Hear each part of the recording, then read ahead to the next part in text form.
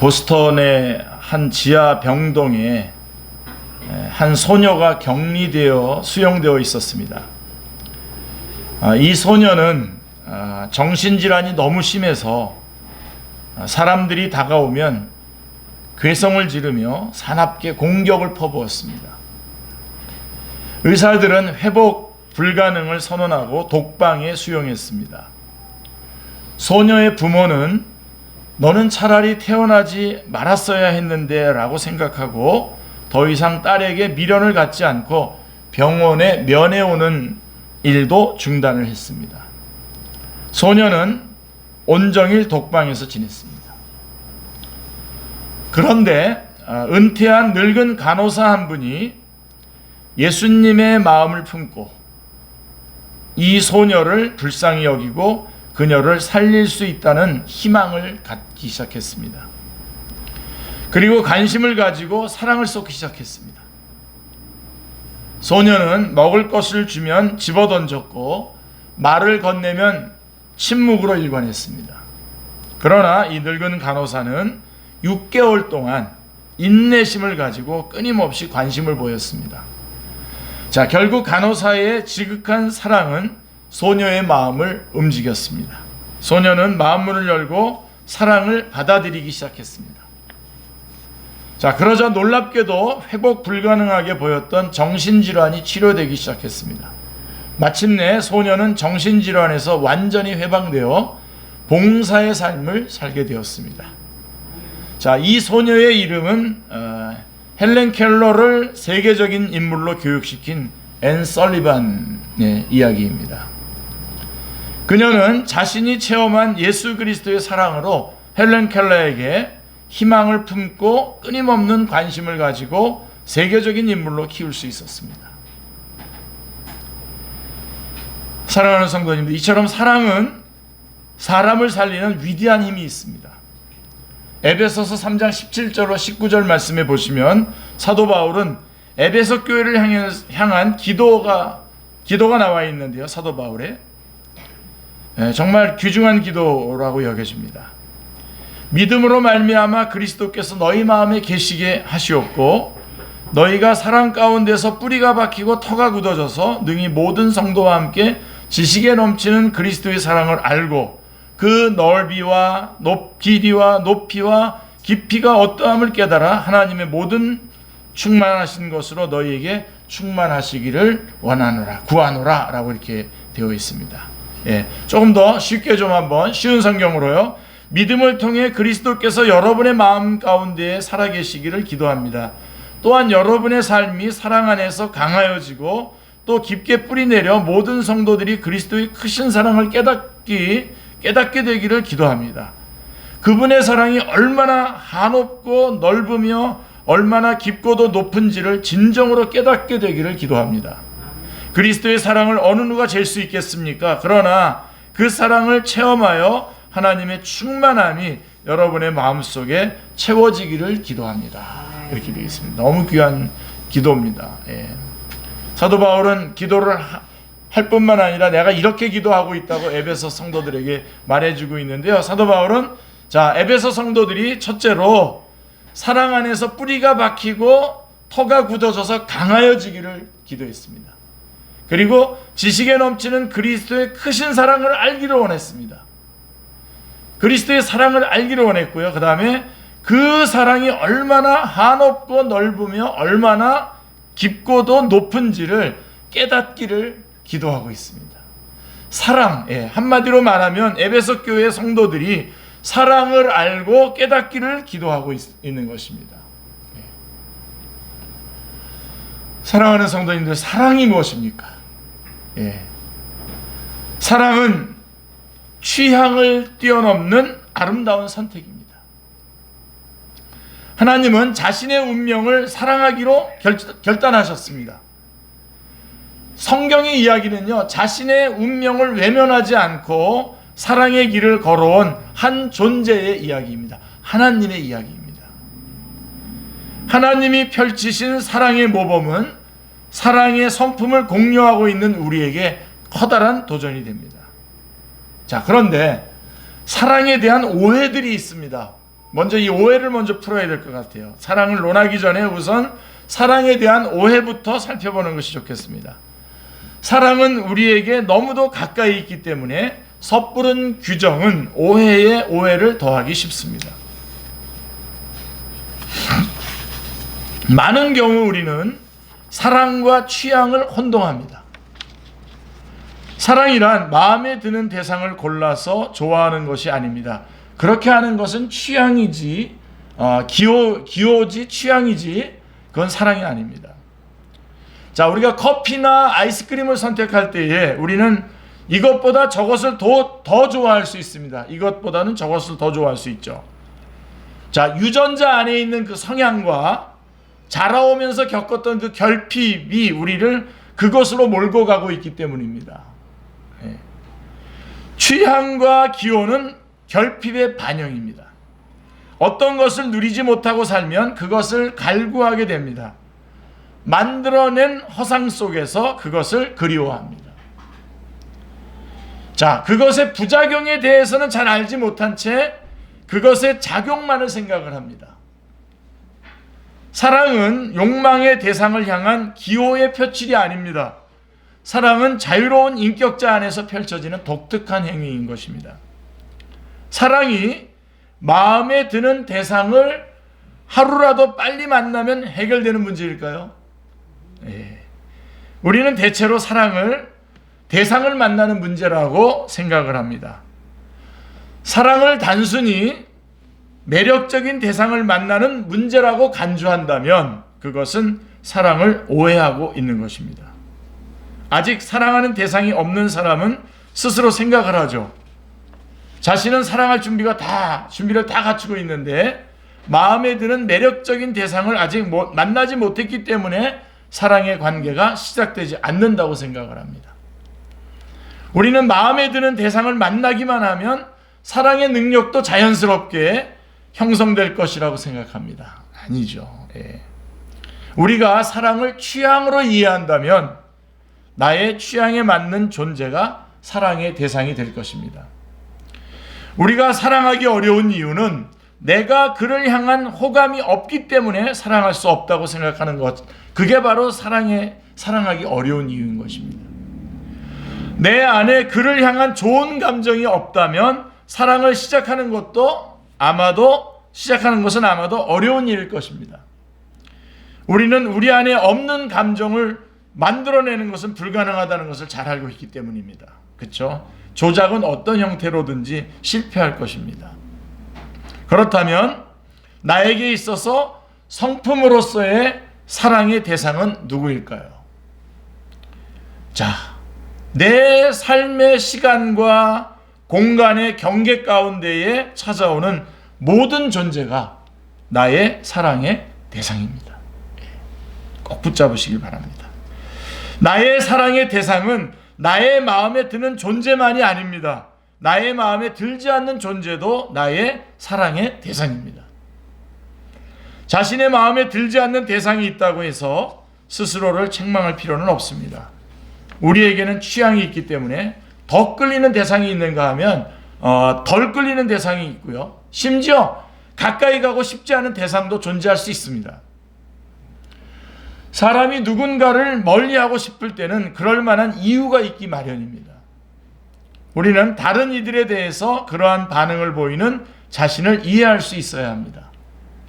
나에 대해서 그러한 반응을 보이는 또 상대방에 대해서도 이해할 수 있어야 됩니다. 그들에게도 취향이 있기 때문입니다. 사랑은 이토록 다양한 취향의 충돌을 전제하면서도 계속 전개되는 행위, 이것이 사랑입니다. 상대방이 내 삶의 경계 안으로 찾아온다면 우리는 그들을 나의 사랑의 대상으로 여길 수 있어야 합니다. 상대방이 마음에 들지 않는다 하여 그를 무례하게 대해도 되는 것은 아닙니다. 그를 무례하게 대한다면 그 대가를 치러야 할 것입니다. 사랑이란 내 삶의 경계를 넘어서 내게 찾아온 상대방을 자신의 일부로 받아들임으로써 상대방에게 가치를 두는 행위가 사랑입니다. 우리가 누군가를 사랑하게 되면 상대방에게 자신의 가치를 두게 되죠. 그리고 그를 위해서 기꺼이 비용을 지불하게 됩니다. 사랑은 비용을 지불할 수 있는 능력을 갖춘 존재에게 열려있는 길입니다. 사랑은 상대방을 위해 상처받을 수 있는 상태로 자신을 내어놓는 것입니다.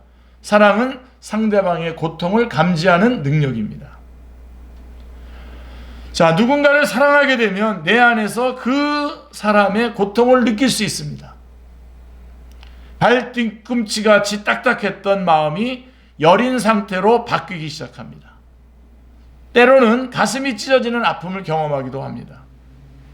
자, 성품으로서의 이 사랑은 상대방이 초래하는 고통까지 포함하는 것입니다. 소명을 판별함에 있어서 우리는 자주 취향에 의존하려고 하죠. 내 소명이 뭐지? 그러면서 자기 취향에 의존을 하게 되는데요. 자, 내가 좋아할 분야는 어느 분야일까? 그 분야에서 일할 수 있다면 자신은 행복할 것이라고 생각을 합니다. 그러나 그 기대가 부서지는 데까지는 오랜 시간이 걸리지 않습니다. 어떤 분야에 대해 꿈같은 환상만 연상된다면 우리는 그 분야를 제대로 파악한 것이 아닙니다. 그 분야를 선택했을 때에 겪게 될 고통까지 계산해야 됩니다. 아무런 시련이 없는 편안함보다는 그 분야에 참여할 때 마주치게 될 고통까지 사랑할 수 있다면 우리는 그 분야를 향해 도전의 첫걸음을 내디딜 수 있습니다. 우리는 그 영역에서 내게 찾아오는 상처와 손실을 포함하여 우리의 손님들을 사랑할 수 있는 사랑의 성품을 구비하고 있는 것이기 때문입니다. 자, 성품으로서의 사랑은 겉으로 그럴싸하게 보이는 겉모양, 외모에 집착하는 사랑을 넘어섭니다. 자, 우리 먼 거리에 있을 때에 우리는 우리의 시선을 끄는 사람을 좋아합니다. 시각적인 장치가 많이 발달한 현 시대에 있어서 외모는 분명한 하나의 자산입니다. 서로 가깝지는 않아도 먼 발치에서 바라보는 사람들에게 외모는 소중한 자산인 것입니다. 자, 하지만 외모는 출발점일 수는 있어도 종착점이 될 수는 없습니다. 겉모양의 아름다움에 머무른 사랑은 수명이 짧은 사랑이 될 수밖에 없습니다. 멀리 있을 때에 우리는 매력적인 모양에 우리의 시선을 빼앗기지만 우리 가까이 있을 때에는 누구에게 뺏기냐면요, 시간 가는 것을 잊어버리도록 만드는 사람에게 이끌립니다. 비록 과잉과 오남용의 피해로부터 자유롭지는 않지만 사랑은 엄청난 능력의 원천입니다. 엄청난 능력의 원천입니다. 사랑이란 상대방으로 하여금 나에게 횟수를 더하게 만드는 성품인 것이죠. 사랑의 힘을 갖고 있는 사람을 만나면 우리는 그 대상에 대해 한 번의 접촉으로 만족하지 못하게 됩니다. 우리는 그에 대해서 그리움을 품게 됩니다. 사랑은 쾌락을 위해 상대방을 곁에 두려고 하는 탐욕의 연장이 아닙니다. 사랑의 변화는 필연적인 법칙에 의해서 일어나는 것도 아니고요, 이익을 바라는 변화도 아니며 강요에 의해서 만들어지는 변화도 아닙니다. 자유로운 인격자 안에서 일어나는 변화입니다. 사랑하는 성도님들, 하나님은 사랑입니다. 요한일서 4장 8절에 하나님은 사랑입니다. 그러나 여러분 주의하셔야 됩니다. 사랑 자체가 하나님은 아닙니다. 사랑이 하나님으로 격상되게 되면 그것은 때로 악마적인 경향을 띠게 됩니다. 자신의 사랑을 이루려고 할 것이고 결국은 자신이 이루려고 하는 사랑에 방해되는 것을 모두 제거하려고 할 것입니다. 사랑이 하나님이라면요, 하나님이 된다면 대규모의 범죄 뒤에는 자신이 사랑한 대상을 신의 지위까지 격상시킨 혼동이 있는 것을 보게 됩니다. 게르만 민족의 피의 순수성을 사랑했고 지키려고 했던 아돌프 히틀러는 유대인이 혼혈의 단초를 제공하는 것을 견딜 수 없어 했습니다. 그래서 엄청난 일을 저질렀죠. 자, 이처럼 사랑이 하나님은 아니지만 하나님은 사랑의 성품을 품고 있습니다. 품고 계십니다. 우리가 사랑을 하나님의 성품에서 비롯된 것으로 여긴다면 사랑은 어떤 모습으로 우리에게 다가올까요? 성품으로서의 사랑은 호감이 없더라도 시간과 더불어, 오늘 꼭 놓치지 마십시오. 사랑 그러면 시간을 생각하십시오. 시간과 더불어 사랑하는 모습을 보입니다. 하나님이 우리를 사랑하신다면 하나님은 그 사랑을 어떻게 펼치고 계실까요? 하나님이 우리를 사랑하신다면 하나님은 우리의 모든 것에 대해 다 마음에 들어 하실까요? 아니면 우리에 대해 마음에 들지 않으시는 것도 있으실까요? 자, 자신의 마음에 들지 않는 여러 행위들이 관찰될 때에 그분은 어떻게 우리를 대우하실까요? 내가 하는 것들이 정말 마음에 들지 않는구나. 이제 솔직히 조금 지쳤다. 너보다는 저 아이가 더 마음에 드는데 나는 저 아이에게로 가겠다. 이것이 그분의 반응일까요? 아니면 당신의 마음에 들지 않는 것을 포함하여 당신의 품 안에 우리를 품어주는 가운데에 우리와 동행하시면서 각 사람을 향한 당신의 사랑을 펼쳐가실까요? 자, 이것이 하나님의 사랑의 양식이라고 한다면, 비록 마음에 들지 않더라도 당신의 품 안에 우리를 품어주시고 또 우리와 동행하면서 각 사랑을 펼쳐가는 그것이 하나님의 사랑의 양식이라면 그분은 우리를 감정이나 호감으로 사랑하시는 것이 아니라 시간으로서 사랑하시는 것입니다. 시간으로서 사랑하십니다. 성품으로서의 사랑은 시간을 더하는 사랑으로 이어지기에 수명이 긴 사랑으로 이어집니다. 사랑의 성품을 갖춘 사람은 상대방을 매력적으로 여기지 않았던 취향에도 불구하고 자기의 취향이 아니어서 매력적이지 않은 사람임에도 불구하고 자신에게 찾아오는 존재들을 자신의 곁에 오래 머물게 할 것입니다. 할 수 있습니다. 할 수 있는 능력이 있습니다.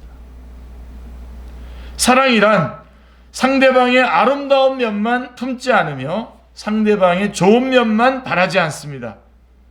고린도전서 13장 7절에서 말씀한 것처럼 사랑이란 모든 것을 믿으며 모든 것을 견디며 모든 것을 바라며 모든 것을 이기는 성품입니다. 우리의 사랑의 대상은 우리의 운명입니다. 이것도 시간도 잊어버리지 마시고 이것도 잊어버리지 마시고 아모르 파티라고 합니다. 아모르 파티. 운명에 대한 사랑을 말하는 것입니다. 라틴어로 사랑을 뜻하는 아모르하고 또 운명을 뜻하는 파티를 합성한 겁니다. 아모르 파티. 우리의 시간과 공간의 터전 가운데에 우리를 방문하는 손님들이 우리의 운명입니다. 지금 여기 우리 같이 예배드리는 이건 어마어마한 운명입니다. 우리의 운명에는 내 마음에 들지 않는 만남과 관계 그리고 사건이 포함되어 있는 것입니다.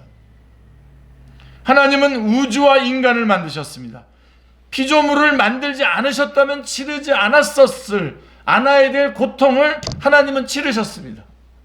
우리 인간을 만들지 않으셨다면 치르지 않으셨어야 될 그런 고통들을 치르셨습니다. 하나님은 자신의 운명을 사랑하기로 결단하신 것입니다. 아멘. 아멘. 그렇기 때문에 우리가 사랑받고 지금 이렇게 구원받은 겁니다. 성경 이야기는 자신의 운명을 외면하지 않고 사랑의 길을 걸어온 한 존재의 이야기입니다. 아까도 말씀드렸죠. 하나님의 이야기입니다. 하나님이 펼치시는 사랑의 모범은 사랑의 성품을 공유하고 있는 우리에게 커다란 도전이 됩니다. 하나님의 그 영원성 이런 건 우리 비공유죠. 우리가 공유하지 않잖아요. 그렇지만 사랑의 성품은 하나님도 가지고 계시고 우리에게도 주셨거든요. 그래서 우리에게 이 하나님이 펼치시는 이러한 사랑, 그가 우주를 만들지 않았다면 인간들을 만들지 않았다면 겪지 않아도 될 고통을 다 그 운명을 다 당하셨던 것 같은 그런 하나님의 성품, 그 사랑이 우리도 같은 그 사랑을 공유하고 있다고 했을 때에 우리에게 참으로 굉장히 유익한 것이죠. 예. 우리에게 커다란 도전이 됩니다. 사랑의 참맛이라고 하는 글이 있습니다. 사랑의 참맛은 기다려본 뒤에야 알 수 있습니다.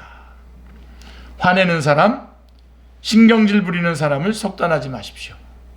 반드시 이유가 있습니다. 조금만 기다리십시오. 깊이 있는 사랑에는 기다림이 있습니다. 오해를 받는다는 것은 참기 어려운 일입니다. 그러나 변명보다는 진실된 발걸음을 그대로 계속하십시오. 때때로 당신이 상대하는 사람들이 상식을 벗어나고 제 욕심만 생각하여 밉게 굴 것입니다. 그래도 그 사람을 사랑하십시오. 당신이 좋은 일을 할 때에 어떤 사람들은 자랑하기 위해서 한다고 뒷공론을 할 때가 있을 것입니다. 그래도 좋은 일을 계속하십시오. 당신이 바른 말을 하고 정의 편에 설 때에 당신을 가리켜서 위선자라고 비평할 수 있습니다. 그래도 바른 쪽으로 가는 발걸음을 멈추지 마십시오. 당신의 사랑이 인정받지 못하고 오늘 베푼 당신의 착한 일이 내일은 잊혀지고 당신의 애정이 오해가 되어 돌아올지라도 바보인 척하고 그대로 사랑하십시오. 정직해서 손해를 보고 솔직해서 미움을 사고 순진해서 눈물 나는 일을 겪게 될 것입니다. 그래도 여전히 순진하고 솔직하고 정직하게 살아가십시오.